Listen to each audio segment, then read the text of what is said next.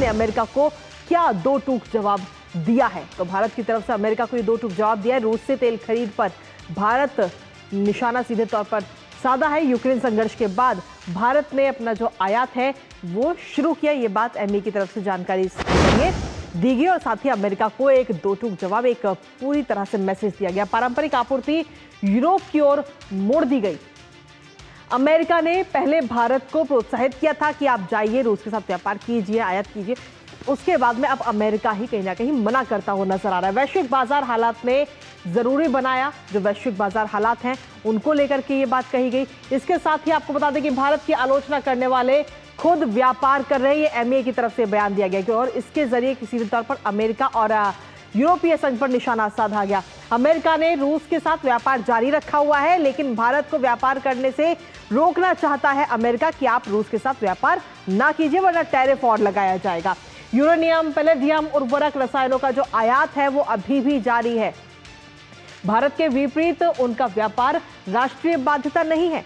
भारत को लेकर कई सारे सवाल जवाब खड़े कर सकते हैं, लेकिन आखिर वो खुद क्यों व्यापार को नहीं रोक रहे रूस के साथ। भारत को निशाना बनाना पूरी तरह से अनुचित है, ये बात कही गई और भारत हर संभव अपने राष्ट्रीय हितों की रक्षा करेगा।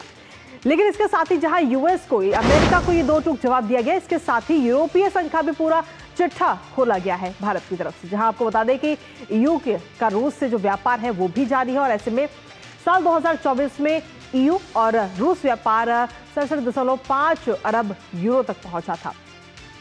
और उससे पहले साल 2023 की अगर हम बात करें तो 2023 में सेवाओं का जो व्यापार है वो 17.2 अरब यूरो था। रूस से यूरोपीय संघ का व्यापार भारत से काफी ज्यादा है, लेकिन उसके बावजूद भी भारत पर ही लगाम लगाने की कोशिश करते हैं ये सभी। 2024 में यूरोपीय एलएनजी आयात 16.5 मिलियन था, 5 मिलियन टन था, जो 2022 के रिकॉर्ड के अगर हिसाब से हम बात करें तो 2022 के रिकॉर्ड में 15.21 मिलियन टन को पार किया। यानी किस तरीके से ये जो व्यापार है वो लगातार बढ़ रहा है। ईयू ने, यूरोपीय संघ ने रूस से ऊर्जा ही नहीं बल्कि और भी कई सारी चीजें खरीदी है रूस के साथ में। खनिज है, उर्वरक है, रसायन है और स्टील है, मशीन है और कई सारे उपकरण इसमें शामिल हैं। लेकिन जब आप खुद रूस के साथ व्यापार करें तो कोई समस्या नहीं, लेकिन अगर भारत रूस के साथ व्यापार करता है तो आखिर ये समस्या क्यों पैदा हो रही है। लेकिन इसी के साथ बीते कल की अगर हम बात करें तो एस जयशंकर एक कार्यक्रम में शामिल होते हुए नजर आए और उन्होंने सीधे तौर पर इस कार्यक्रम में शामिल होते हुए निष्पक्षता पर जोर दिया। उन्होंने कहा कि भारत चाहता है कि निष्पक्ष और समावेशी वैश्विक व्यवस्था हो, सिर्फ कुछ देशों का प्रभुत्व बिल्कुल नहीं चलेगा। ये बात डॉक्टर एस जयशंकर करते हुए नजर आए। इसके साथ उन्होंने कहा कि हर देश को समान प्रतिनिधित्व मिलना चाहिए। आखिर प्रतिनिधित्व सिर्फ एक देश के पास में क्यों है। हम अनिश्चित और जटिल दौर में इस वक्त जी रहे हैं और ऐसे में चाहिए कि राजनीतिक और आर्थिक पुनर्संतुलन की दिशा सभी को चाहिए। कुछ देशों की मर्जी नहीं, लेकिन सबका सहयोग इसमें बहुत ज्यादा जरूरी है। ये बात एस जयशंकर की तरफ से बीते कल एक कार्यक्रम में शामिल होते हुए कही गई। हमारे साथ हमारे सहयोगी अखिलेश सुमन इस वक्त जुड़ गए हैं, सीधा उनका रुख करेंगे ताजा अपडेट के लिए।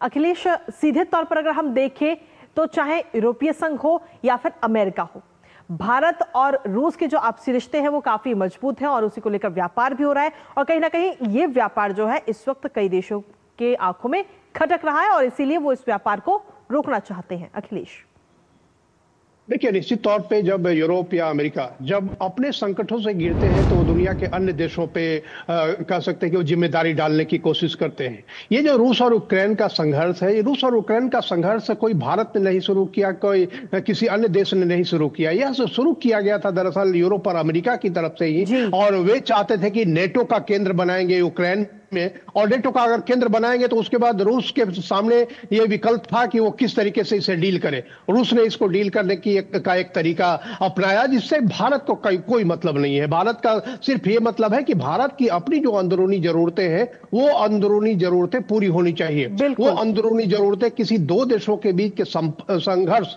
या किसी तीसरे देश के हेजेमोनी के कारण प्रभावित नहीं होनी चाहिए। आज भारत दुनिया का सबसे बड़ी जनसंख्या वाला देश है है, और ऐसे में हम इस बात की कोई अपॉर्चुनिटी किसी को नहीं दे सकते कि वो हमारे जो सप्लाई है, हमारे जो ऑयल सप्लाई, हमारे जो गैस सप्लाई है, उसको प्रभावित करने की छूट किसी को नहीं दी जा सकती। और इसी के कारण अमेरिका से जो बातचीत हुई थी उस दौर में, जब जो बाइडेन अमेरिका के राष्ट्रपति थे, उस समय बातचीत में यह तय हुआ था कि ठीक है, आप अपने हिसाब से जो आपकी तेल की जरूरतें हैं, गैस की जरूरतें हैं, उसे पूरी कीजिए।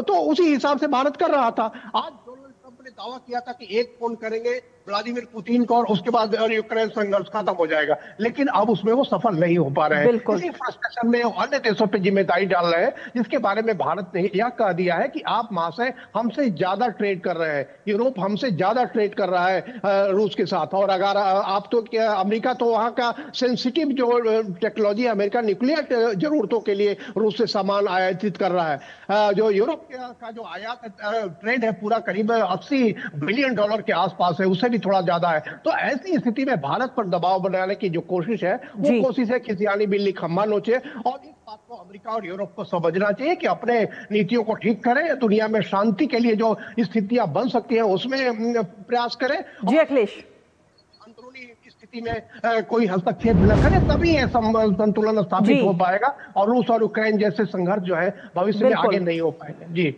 चलिए, बहुत बहुत शुक्रिया अखिलेश, तमाम जानकारी और अपडेट्स हमारे साथ साझा करने के लिए। इस खबर से जुड़े, साथ ही इस खबर पर आप अपनी नजर लगातार बनाए रखिएगा, तो नजर हमारी भी लगातार बनी रहेगी इस खबर पर। लेकिन इसी बीच न्यूज पंच वक्त एक छोटी सी ब्रेक का है, आप बने रहिए हमारे साथ।